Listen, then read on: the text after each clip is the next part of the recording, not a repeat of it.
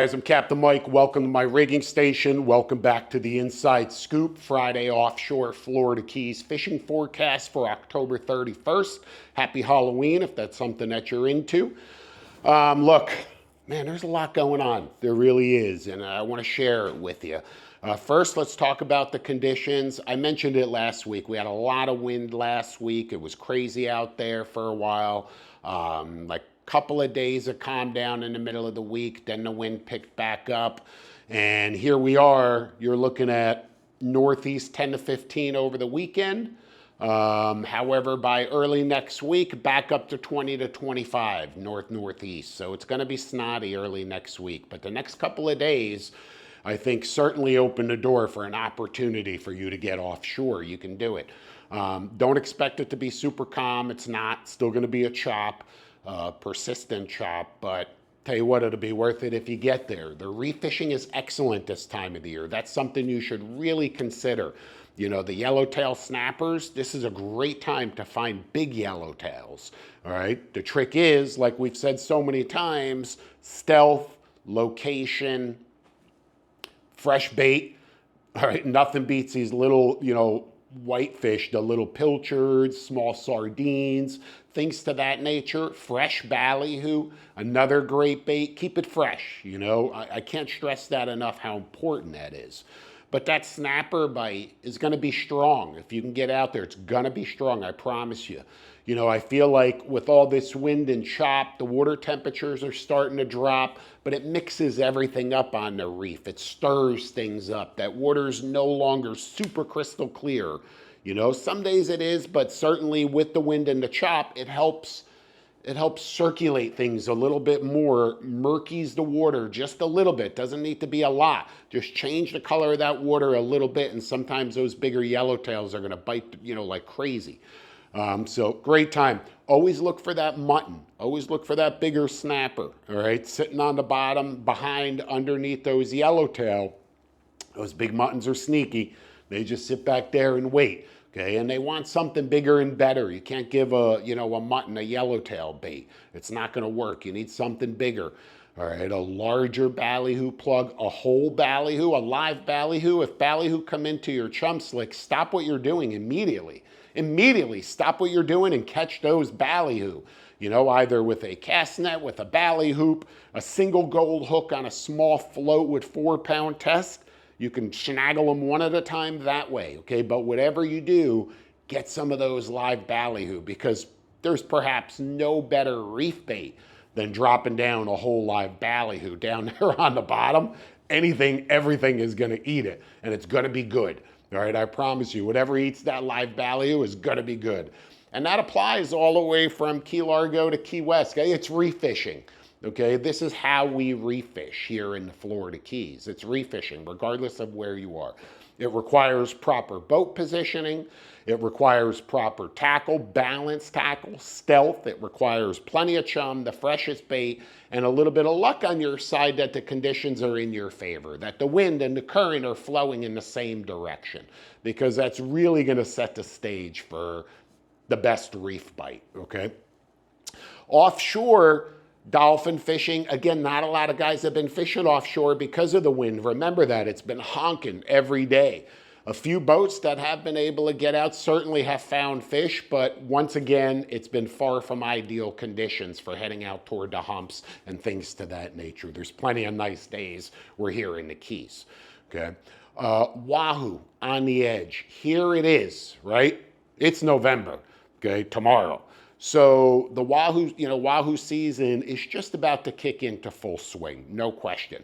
And it's already been a good start to the season. It hasn't been easy. I'm gonna tell you, certainly hasn't been easy. But if you put in the time, you put in the effort, you're gonna be rewarded. But it's not gonna just happen. Don't think you're just gonna wake up one morning and say, hey, I'm gonna go out there Wahoo fishing today, try it one time for 2 hours and think you're gonna put 250s in the box, okay? Certainly could happen, but not very likely. You're just not that guy. So, and I'm just not that guy. I mean, you really gotta put in the time and the effort to catch these fish. And it's humbling too, because you'll go on stretches. You may go on a streak where every trip you're coming home with fish in the boat. And then you may go on a little bit of a slower streak where 2-3 trips go by and you haven't put a fish in the boat and you're starting to second guess what you're doing, right? Should I switch this? Should I change that? What am I doing? But then you go back to everything that you've done and you look at that track record and you look at that history and you have that confidence in what you were doing. Stick with it. It's going to pay off again. But don't be afraid to open the door to new ideas, new efforts, new tackle, okay, new methods, new techniques. But of all of those techniques, no matter how innovative, one has really stayed super, tried and true for wahoo fishing for decades. And what has that been? Planer fishing. Planer fishing. Guys, look, if you're anywhere southeast Florida, Palm Beach, Fort Lauderdale, Boca, Miami, and of course, even here in the Keys, planer fishing is an absolute staple, and for good reason. It allows you an opportunity to present baits deeper in the water column, typically where wahoo are hunting, okay? You can do it very stealthily by using long leaders upwards of 100 feet coming off your planer, all right? And what we're gonna do, we're gonna share a few wahoo tips, all right? Long leaders, 100 feet from the planer to the bait. Keep that in mind. 60, 80 pound fluoro at the very most. I try and keep everything as stealthy as possible. Once you start getting lighter into 40 and 50 pound test, even though that would be fine, you could use Diamond fishing line. The Diamond Presentation Gen 2 fluorocarbon in the 30 or 40 is plenty strong for that leader coming from the planer to the bait. But it becomes harder to work with when you're dealing with a 100-foot long leader, and potentially you're feeding it back in the water when you're wiring a fish, depending on how you fish that planer, which we'll talk about in a second. So if you can get away with something a little bit heavier, a little bit easier to work with, it's to your advantage. And that's where that 60 comes in. I found that 60 or 80 is the sweet spot. If they're not biting, and you feel like there's fish there and you're trying to reduce your signature, bump it down to the 60. But if they're chewing, overcast, everything's good, fish the 80. Long leader from the planer. The one thing I have found about planer fishing is we've always been the most effective fishing two. All right, so we're fishing two different size planers, a number 4 and a number 8, a number 3 and a number 6. You follow where I'm going with this? Two distinctly different size planers. This way, one is swimming at a different level, a different depth than the other one. Your heavier, shorter planer is always closest to the boat. Okay, your smaller, lighter planer is furthest from the boat. That's your spread. This is the transom. I'm looking over the transom. My number 6 or my number 8, it's closer to the boat and deeper. And my number 3 and my number 4 is further from the boat and shallower.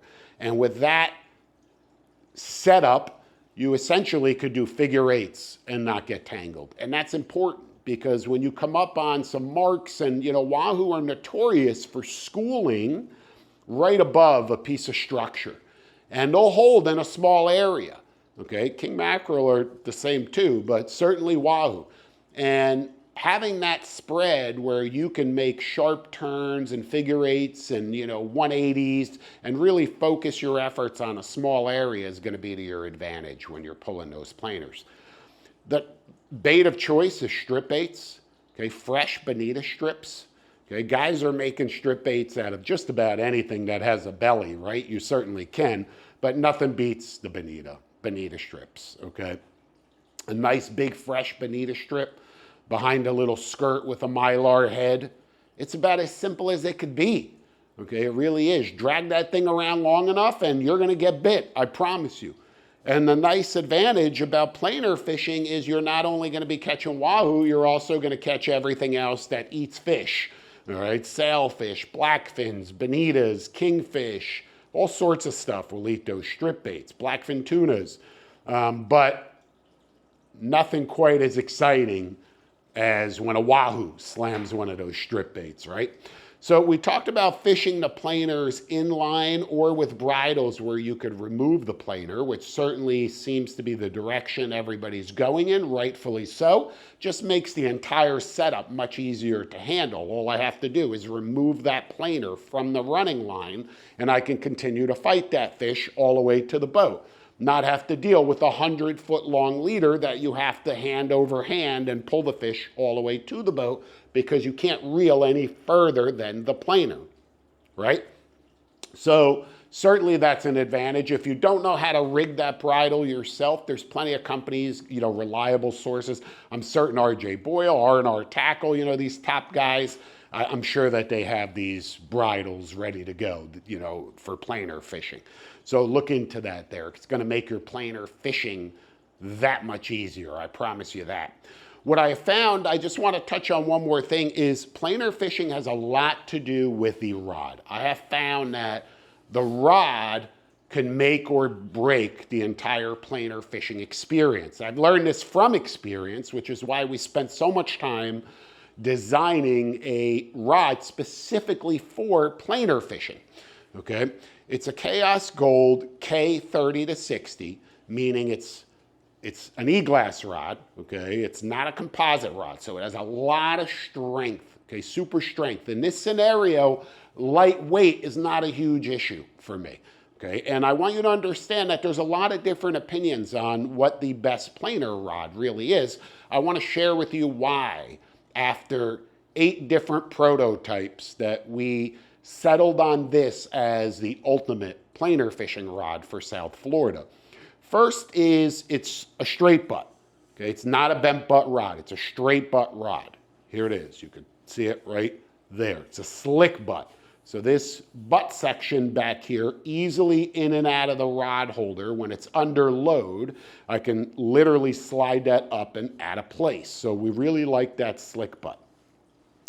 An aluminum gimbal to lock it into place right at the butt section. I'll turn this around here.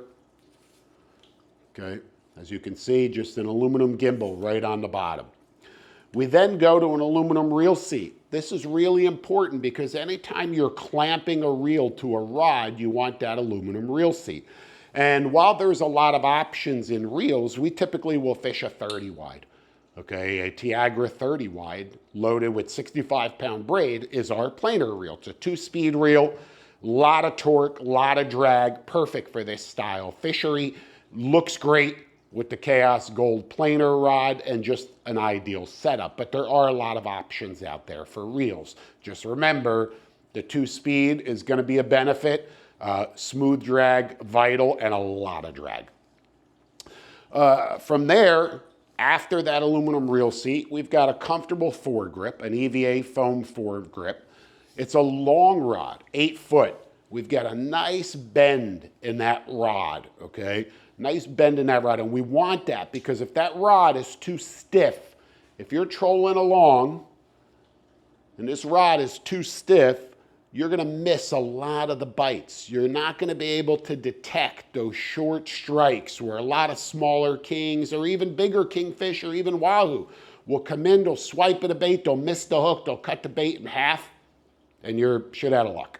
And you're pulling around half a bait and you didn't even know it, right? So you need a rod that has enough life in it that when you're watching that rod, you can see that whack, whack. You could see it right in the tip. Remember, guys, how many times I say to you that a rod tip tells a whole story, and it perhaps is nowhere more true than when you're planer fishing. So a long rod with good curvature, right, is going to allow you to really detect those strikes. So you know when you have a short strike and that fish bit your bait in half, time to reel it up, put on a fresh bait, and not waste time. Guide selection, turbo guides. Look, SIC guides, there's better guides designed for braid fishing, but I have found that these turbo guides are perfectly durable. I've never had an issue with them, but guide choice is up to you. What's more important is that blank. It has plenty of backbone, but yet it has that tip, that faster tip that we were looking for, okay? And I tell you, literally It's everything, because having the wrong planer rod is a huge handicap. Your rod's gonna be bent, and we know, because like I said, we tried 8 different blanks. Your rod's gonna be bent and loaded way too much. It appears where the rod's just gonna explode at any second. Not good, not heavy enough, especially if you wanted to beef it up to even bigger planers. I can pull really big planers on this outfit, and there's times that call for that. If the fish are held really, really deep and you want to get a bigger bait down there deeper, you know, fishing a large planer is going to require a pretty beefy rod. You can do it with this. But yet, if you wanted to pull something like a number 2 or even a number 1, if you're looking for little bullets, you can do it with this rod. Really versatile. But plenty of strength, the right length, the right components. 30 to 60 pound class, this is, in my opinion, the ultimate planer rod. You don't want that bent butt rod in this fishery. You want the straight butt rods. Really, really important. If you're interested in that rod or want to talk more about the components, look, give us a shout. We'll be happy to help you. As you guys know, one of the services that we offer is tackle outfitting. You know, this week, if you follow my Instagram page, you've seen some of the amazing sets of rods that we've recently delivered to clients. And again, it's a service that we offer for free for you. Okay, to literally hold your hand through the whole entire process. Let's talk about it. What rods are right for you? We get chaos to build them, and you end up with the perfect rod at a really fair price with 5-star service. I don't know. And it doesn't cost you anything other than the cost of the rod, which, by the way, we offer a 10% discount to all our members. So if you want more info on that, hit me up down below. One more thing I want to touch on for Wahoo fishing. Okay, guys, you've seen the big game leash. I'm going to kind of slide this up. I want you to get a better look at this. You've seen this in use aboard our 41 Sea Hunter a lot. And I want to explain exactly what this is, okay? This is the smartest rod safety tether ever created, all right? That's the best way for me to say it. What you're looking at here is obviously just an acrylic display, right? And right under the display, right here, we have a typical rod holder. And as you can see, mounted to the rod holder is this mechanism. Okay, it's simply mounted to the tube of the rod holder underneath the gunnel with this bracket that's provided. Okay, and there's also shims that go inside that bracket, so it actually fits on any diameter rod holder. Okay. In addition, there's also another bracket which allows you to mount this contraption directly to a bulkhead. So if you don't have a rod holder in the perfect position, which happens, there's not rod holders everywhere. You have, fuel lines and all sorts of different obstructions.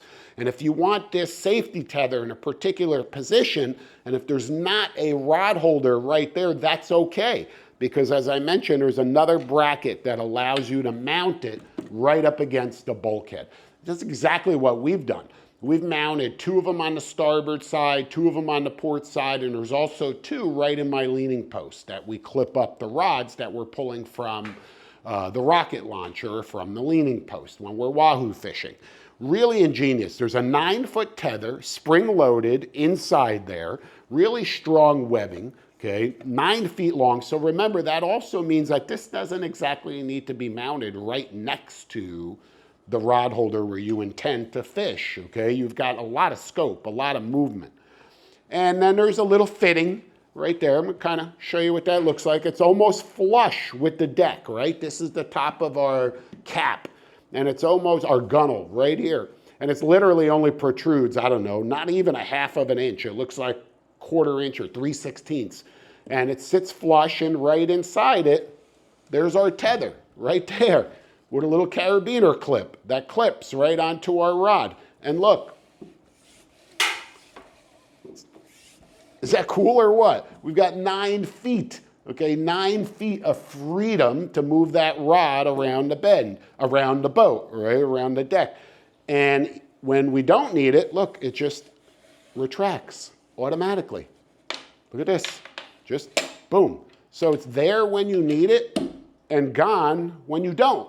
And we have that all over the boat, 6 of these that we clip to all of our Wahoo rods. We've never lost a single Wahoo rod. That should be on the build sheet. at every boat company out there. Okay, I'm telling you right now, I don't care who you are, if it's Sea Hunter, CV, Contender, Invincible, Freeman, whoever, all of these boat companies that are building these awesome high-powered center consoles, you know, and so many guys wahoo fishing and big game fishing in general, and even sword fishing. We clip that to all our sword rods. Okay, of course, you don't want to lose one of those over the side. And look, I know it never happens, right? It never happens to you. If it never happened, the big game leash wouldn't be in existence. Okay, plus it's really safe, right? We typically use leashes or ropes and they're lying all over the deck. Man, that's a hazard, especially in the heat of battle when the chaos is going on deck. You're running across the cockpit, you trip over a line, fall on your face, break a rod, break your face, who knows? So I'm telling you what, that's one of my favorite items. It really, really is, the big game leash. It's something that's so versatile and really important for wahoo fishing, okay? Guys, let's move on here for a second. Over the last few weeks, I've been mentioning to you that I'm involved with NOAA and fisheries management and going to a big event here. Well, guess what? Canceled. Due to government closures, we've just been notified that our fisheries meeting in the middle of November has been postponed until further notice. Like I said, due to the government shutdown. Obviously, that all trickles down, right? Federal fisheries management, NOAA, National Marine Fisheries, it's all government. And if the government's shut down, I guess the right people can't get to where we need them to be at the right time to really do what needs to happen here. So while disappointing, it certainly makes sense. But unfortunately, I'm not going to be attending that. I was really, really looking forward to it and really learning a lot more and being more involved with fisheries management, you know, with federally regulated fisheries management. You know, the state stuff, the inshore stuff, yeah, of course it's important, no question. But I feel it's different than the offshore. So, you know, in the future, I'm sure that they will be rescheduling that. I'll keep you in the loop. I definitely want to attend that again. Look, what other options do you have to fish right now? By early in the week, when it starts blowing 2025, really the Reef is going to be your only option. Yeah, there's stuff going on up in the bay. We don't talk about the bay a lot, but of course you can run up there, catch snappers, catch mackerel. With these cold fronts, I guarantee it's going to spark a mackerel bite, no question. Pompanos, bluefish, all of that stuff that you'll see moving, you know, now that water temperatures have really started to drop. Look for cobias further out. But on the ocean side, it's going to be a bumpy ride. If you're not able to get out over the next couple days, it's going to be a little bit of a bumpy ride early next week. Just keep that in mind. Great time, though, also this weekend to attend the Fort Lauderdale International Boat Show, right? It's the largest boat show. A bunch of different locations, but there's only two that you need to be aware of. The Broward County Convention Center, that's where really all of the boats that we like, you know, there's so many boats there to see. And then, of course, Bahia Mar down on the water at the beach is, you know, you've got the electronics tent where you're going to see Furuno. I'll be there on Saturday, tomorrow afternoon. If you happen to be at the boat show, please swing by. I want to share the benefits of Bathyvision with you and walk you through the Furuno TZT-XL system and the entire network and really show you how it helps me be a more efficient angler. Chaos fishing. Guys, we're chaos people, right? I mean, look at all of the chaos rods. We have been for decades, since day one. I'm actually going to be honest with you. Since day one of launching Florida Sport Fishing Magazine, I'm going back nearly 25 years, okay, almost 25 years. We've been fishing chaos rods since then. Previous owners. The company's been through a few changes and a lot of growth over the years. But one thing that's remained the same is the quality of the product. If you were to purchase this planer rod that we just discussed, when you buy this today, it's the exact same rod that I built 10 years ago, okay, with very few, if any, changes at all. All right, I mean, they're proven designs. A lot goes into every rod. Nothing is random.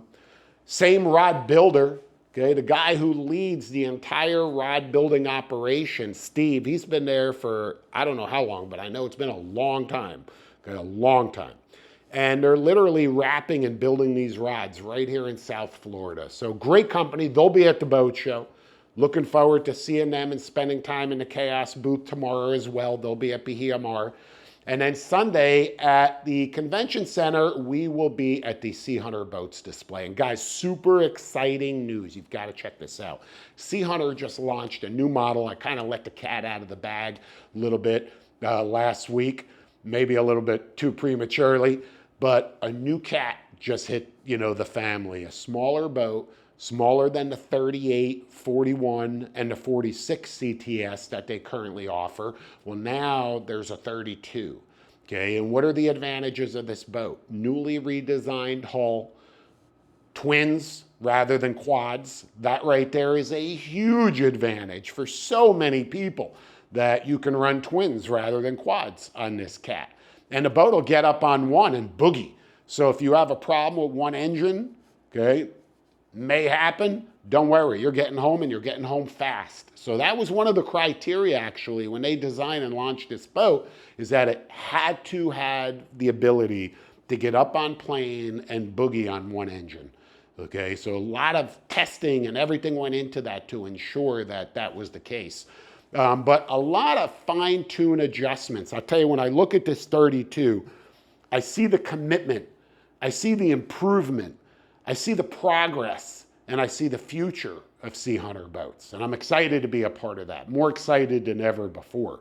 If you're interested in a Sea Hunter boat, again, let me help you out. Let me walk you through the process. Let me be there on your side. I know the people, I know the company, I know the boats. Okay, I want to, really, my goal at the end of the day is that my viewers and my fans, their expectations are exceeded. And together we can make that happen, working very closely with, with the boat builders and the entire Sea Hunter team. So really cool. If you're interested, let me know. And be sure to check out that new cat. Okay, I'm telling you, I don't know why anyone would choose a mono hull in that class over this 32. This thing is a beast. Have you seen the deck space on this? It's a monster. Throw in a Seakeeper ride standard, okay? And now you have this ultimate machine that sail fishing, snapper fishing, sword fishing, way out in the Gulf, long distance trips, Bahamas trips, I don't care, whatever you want to do, you're doing it. This thing's a beast. It's a tank. It's a Sea Hunter. It's a cat. Twin Mercury V10 400s, perfect combination. Hook it up with the Furuno TZT XL network, taco outriggers, big game leashes, express deck. Come on, guys. Wet sound system. And you have the absolute ultimate dream machine right there. We can make it happen. So do not, boat show weekend, don't make the mistake of buying the wrong boat like so many people have done. Check out Sea Hunter. They're at the convention center. If you want more information on that 32, including a private VIP sea trial, a walk through the factory, or you just want to talk about the boat and see what, really separates it from the competition. Why a Sea Hunter? Call me. I'll tell you why a Sea Hunter.